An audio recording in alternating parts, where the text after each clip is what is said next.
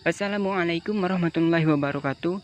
Perkenalkan, nama saya Muhammad Ibrahim Saputra dengan NIM D1A020151 dari kelas L Agroekoteknologi.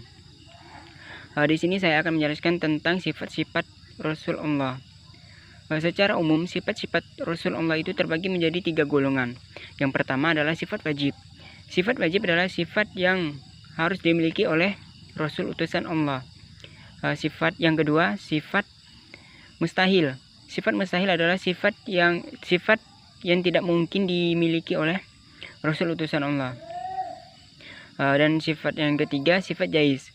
Sifat jaiz adalah sifat yang boleh dimiliki oleh Rasul utusan Allah.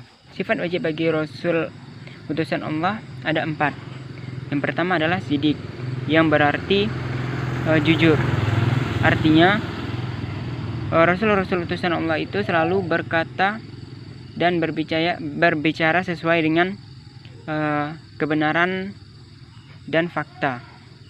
Yang kedua, amanah, yang berarti dapat dipercaya.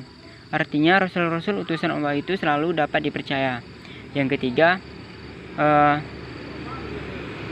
tablik, yang berarti menyampaikan. Artinya Rasul Allah itu selalu menyampaikan wahyu yang diamanatkan oleh Allah untuk disampaikan kepada seluruh umat manusia.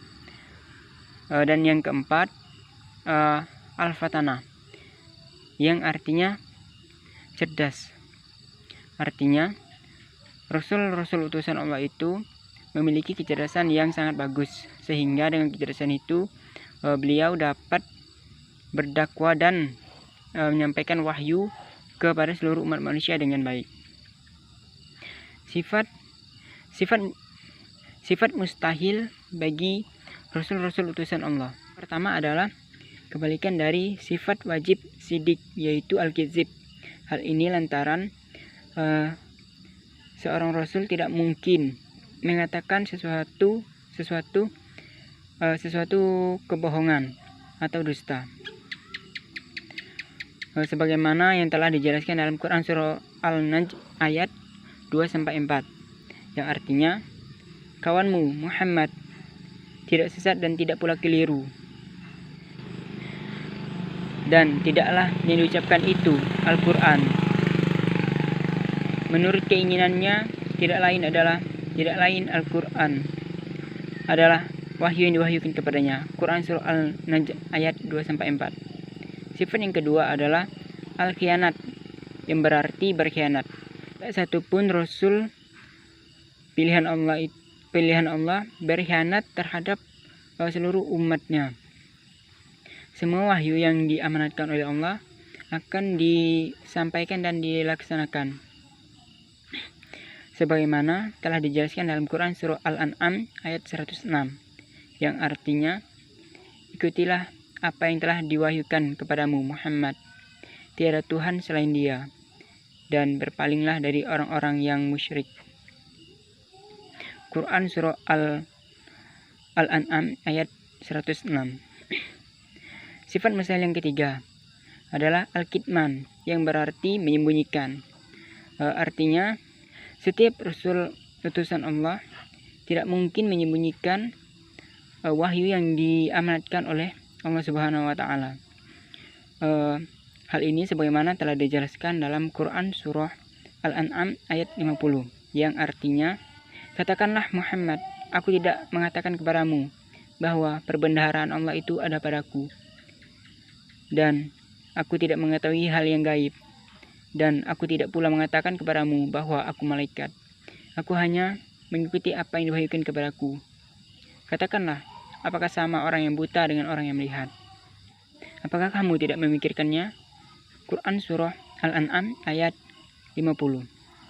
Dan sifat yang keempat adalah al-balada, yang artinya bodoh. Artinya Rasul utusan Allah itu tidak mungkin bodoh, seperti yang telah dijelaskan dalam Quran surah Al-A'raf ayat 199, yang berbunyi, jadilah pemaaf dan suruhlah orang mengerjakan sesuatu hal yang ma'ruf, dan janganlah pedulikan orang-orang yang bodoh. Quran Surah Al-A'raf ayat 199. Meskipun pada awalnya Rasul utusan Allah itu tidak dapat menulis dan tidak juga dapat membaca, tetapi mereka mempunyai kecerdasan tetapi mereka pandai dalam berdakwah dan menyampaikan wahyu kepada seluruh umat manusia. Jadi adalah sifat yang diperbolehkan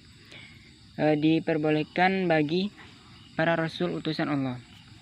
Maksudnya dibolehkan berupa sifat-sifat yang manusiawi yang dimiliki oleh setiap orang pada umumnya, sepanjang sifat-sifat tersebut tidak mengurangi martabat kerasulan yang mulia. Sifat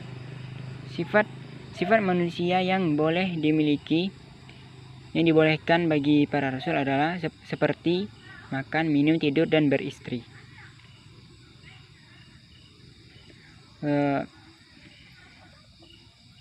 Sekian dari saya. Wassalamualaikum warahmatullahi wabarakatuh.